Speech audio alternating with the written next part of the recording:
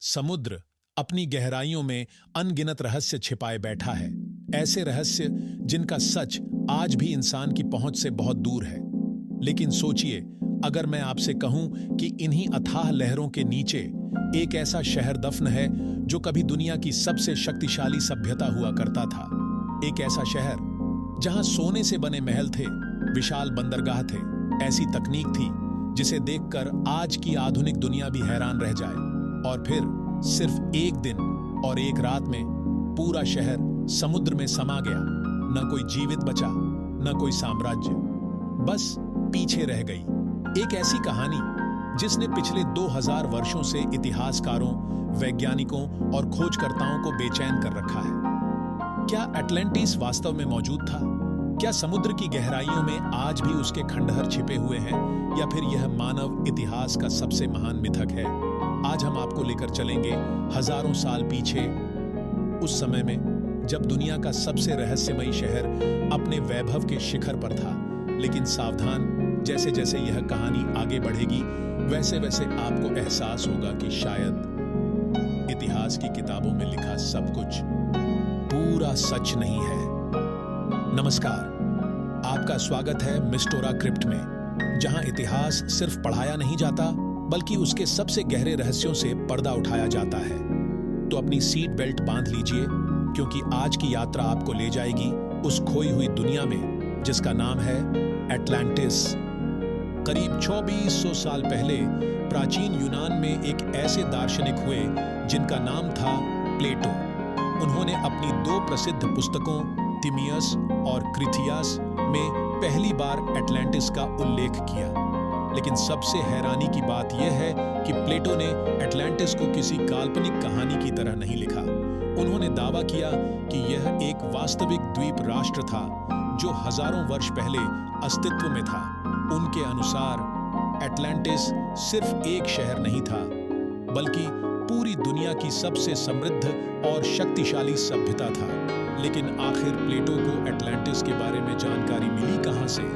और क्या उनके पास वास्तव में कोई प्राचीन स्रोत था, या फिर यह सिर्फ एक दार्शनिक कथा थी? इस सवाल का जवाब आपको चौंका देगा। आज से लगभग 2400 वर्ष पहले प्राचीन यूनान में एक ऐसे व्यक्ति ने इतिहास की सबसे रहस्यमयी कहानी लिखी जिसने पूरी दुनिया को सोचने पर मजबूर कर दिया।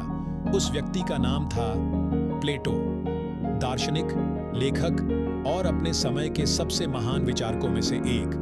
लेकिन जो कहानी उन्होंने लिखी वह आज भी दुनिया का सबसे बड़ा रहस्य बनी हुई है। प्लेटो ने अपनी 2 प्रसिद्ध पुस्तकों तिमियस और क्रिथियास में एक ऐसे द्वीप का वर्णन किया जिसका नाम था अटलांटिस। प्लेटो के अनुसार यह कोई साधारण द्वीप नहीं था। यह एक ऐसा साम्राज्य था जिसकी शक्ति पूरे ज्ञात संसार में फैली हुई थी, जहां धन की कोई कमी नहीं थी, जहां विज्ञान, वास्तुकला और नौसेना अपने समय से कई सदियों आगे थी। लेकिन यहां एक सवाल उठता है, क्या प्लेटो ने यह कहानी खुद बनाई थी, या फिर वह किसी बहुत पुराने रहस्य का वर्णन कर रहे थे? प्लेटो का दावा था कि उन्हें यह कहानी उनके पूर्वजों से मिली थी, और उनके पूर्वजों को यह जानकारी मिस्र के प्राचीन पुजारियों से प्राप्त हुई थी। यानी यह कहानी प्लेटो की कल्पना नहीं, बल्कि हजारों वर्षों से चली आ रही एक प्राचीन परंपरा का हिस्सा हो सकती थी। अगर यह सच है तो सवाल और भी बड़ा हो जाता है, क्या वास्तव में पृथ्वी पर कभी ऐसी सभ्यता थी जो अचानक गायब हो गई? कल्पना कीजिए, आप एक विशाल द्वीप पर खड़े हैं, आपके सामने चमकते हुए महल हैं, विशाल नहरें, संगमरमर से बनी सड़कें और हर दिशा में फैली हुई समृद्धि। प्लेटो बताते हैं कि अटलांटिस की सबसे अनोखी बात थी उसका डिजाइन। पूरा शहर गोलाकार बनाया गया था, बीच में राजमहल, उसके चारों ओर पानी की विशाल गोलाकार नहरें, फिर जमीन की रिंग, फिर पानी, फिर जमीन, मानो किसी महान इंजीनियर ने पूरे शहर को ज्यामिति के सिद्धांतों पर बनाया हो। इन नहरों पर विशाल पुल बने थे जहां से जहाज सीधे शहर के केंद्र तक पहुंच सकते थे। आज भी कई आधुनिक शहरों में इतनी सुव्यवस्थित योजना देखने को नहीं मिलती, लेकिन सबसे अद्भुत था अटलांटिस का राजमहल। प्लेटो के अनुसार दीवारों पर सोना जड़ा था, मंदिरों में चांदी चमकती थी, और एक दुर्लभ धातु जिसे उन्होंने ऑरिचाल्कम कहा, उससे पूरे भवनों को सजाया गया था।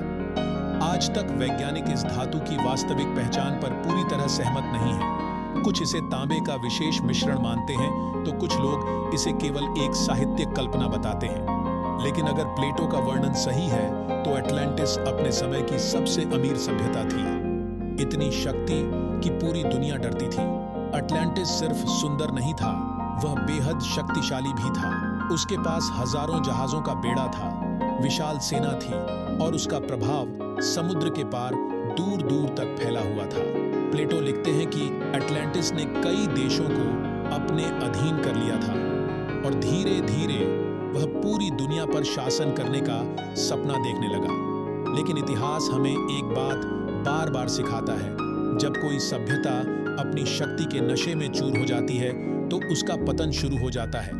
कहा जाता है अटलांटिस के लोग धीरे धीरे लालची हो गए, उनमें अहंकार बढ़ गया और उन्होंने अपनी नैतिकता खो दी। क्या यही उनकी सबसे बड़ी गलती थी? क्या प्रकृति ने उन्हें सजा दी, या फिर क्या यह सब केवल एक नैतिक कहानी थी? क्योंकि अब कहानी वहां पहुंचने वाली है जहां पूरी दुनिया बदल गई। एक ऐसा दिन जब धरती कांपी, आसमान गरजा और समुद्र ने पूरे अटलांटिस को निगल लिया। वह रात जिसने इतिहास बदल दिया। हर महान सभ्यता की एक कहानी होती है, लेकिन कुछ सभ्यताओं की कहानी उनके अंत से शुरू होती है। कल्पना कीजिए, अटलांटिस अपनी शक्ति के शिखर पर था। बाजार लोगों से भरे हुए थे, विशाल बंदरगाहों पर जहाज आ जा रहे थे, महलों में उत्सव मनाए जा रहे थे। किसी को भी अंदाजा नहीं था कि अगले कुछ घंटों में उनकी पूरी दुनिया हमेशा के लिए बदलने वाली है। और फिर धरती कांपने लगी। शुरुआत में लोगों ने इसे एक सामान्य भूकंप समझा, लेकिन यह कोई साधारण भूकंप नहीं था। जमीन में विशाल दरारें पड़ने लगीं, महल हिलने लगे, मंदिर टूटने लगे और देखते ही देखते पूरी धरती मानो बिखरने लगी। लेकिन असली विनाश अब भी बाकी था। समुद्र धीरे धीरे पीछे हटने लगा। तट पर खड़े लोगों ने पहली बार समुद्र का तल देखा। मछलियां तड़प रही थीं, जहाज मिट्टी में फंस गए थे। लोग हैरान थे, किसी को समझ नहीं आ रहा था कि समुद्र अचानक गायब कैसे हो गया। और तभी क्षितिज पर एक ऐसी लहर दिखाई दी जो किसी पर्वत से कम नहीं थी। लोग भागने लगे, बच्चे चीखने लगे, घंटियां बजने लगीं, लेकिन अब बहुत देर हो चुकी थी। कुछ ही क्षणों में विशाल सुनामी ने अटलांटिस को अपनी चपेट में ले लिया। महल, मंदिर, जहाज, सेना, राजा और लाखों लोग, सब कुछ समुद्र की अथाह गहराइयों में समा गया। प्लेटो लिखते हैं कि केवल एक दिन और एक रात के भीतर पूरा अटलांटिस समुद्र में डूब गया और फिर उसका नाम तक इतिहास से मिट गया। लेकिन क्या ऐसा सच में हो सकता था? सवाल यह है, क्या किसी पूरे महाद्वीप का अचानक समुद्र में डूब जाना संभव है? आधुनिक विज्ञान इस दावे को लेकर पूरी तरह सहमत नहीं है। कई भूवैज्ञानिकों का मानना है कि किसी विशाल महाद्वीप का एक ही दिन में पूरी तरह समुद्र के नीचे चले जाना अत्यंत असंभव है। लेकिन इतिहास हमें यह भी बताता है कि प्रकृति के पास विनाश करने की ऐसी शक्तियां हैं जिनकी कल्पना भी इंसान नहीं कर सकता। लगभग 3600 वर्ष पहले भूमध्य सागर में स्थित सेंटोरिनी द्वीप पर मानव इतिहास के सबसे बड़े ज्वालामुखी विस्फोटों में से एक हुआ। इतना शक्तिशाली विस्फोट कि उसके कारण कई मीटर ऊंची सुनामी लहरें उठीं। पूरे क्षेत्र की सभ्यताओं पर गहरा प्रभाव पड़ा और आज भी कुछ शोधकर्ता मानते हैं कि शायद प्लेटो की अटलांटिस की कहानी किसी वास्तविक प्राकृतिक आपदा से प्रेरित हो सकती है। लेकिन अगर अटलांटिस वास्तव में था तो उसके अवशेष कहाँ हैं? क्या किसी ने उन्हें खोजा? क्या समुद्र की गहराइयों में आज भी उस महान शहर के खंडहर मौजूद हैं? क्या अटलांटिस की खोज हो चुकी है? सदियों से दुनिया भर के वैज्ञानिक, इतिहासकार, पुरातत्वविद और हजारों खोजकर्ता एक ही सवाल का जवाब ढूंढ रहे हैं, अटलांटिस आखिर था कहां? लेकिन जितनी खोज हुई उतने ही नए रहस्य सामने आते गए। आइए जानते हैं उन 5 सबसे चर्चित जगहों के बारे में जिन्हें अटलांटिस होने का दावा किया गया। पहली और सबसे लोकप्रिय थ्योरी ग्रीस के सांटोरिनी द्वीप से जुड़ी है। करीब 3600 साल पहले यहां मानव इतिहास के सबसे शक्तिशाली ज्वालामुखी विस्फोटों में से एक हुआ। विस्फोट इतना भयानक था कि विशाल सुनामी लहरों ने पूरे क्षेत्र को प्रभावित किया। कुछ शोधकर्ताओं का मानना है कि प्लेटो ने शायद इसी आपदा की स्मृति को एटलांटिस की कहानी के रूप में लिखा। लेकिन समस्या ये है कि प्लेटो के समय और सैंटोरिनी की घटना के बीच समय और विवरण पूरी तरह मेल नहीं खाते। दूसरी थ्योरी कहती है कि एटलांटिस अटलांटिक ओशन में कहीं स्थित था। इसी महासागर के नाम पर कुछ लोग एटलांटिस का नाम भी जोड़ते हैं, लेकिन आज तक समुद्र की गहराइयों में ऐसा कोई प्रमाण नहीं मिला जो किसी विशाल डूबे हुए शहर की पुष्टि कर सके। कुछ वैज्ञानिकों ने स्पेन के दक्षिणी भाग में एक प्राचीन क्षेत्र का अध्ययन किया जहां उन्हें गोलाकार संरचनाओं के संकेत मिले। इन खोजों ने काफी चर्चा बटोरी, लेकिन अब तक निर्णायक प्रमाण नहीं मिल पाए कि यह वास्तव में एटलांटिस था। अब बात करते हैं सबसे विवादास्पद थ्योरी की। कुछ लोगों का दावा है कि एटलांटिस आज के अंटार्कटिका के नीचे दबा हुआ है, लेकिन आधुनिक भूविज्ञान इस विचार का समर्थन नहीं करता।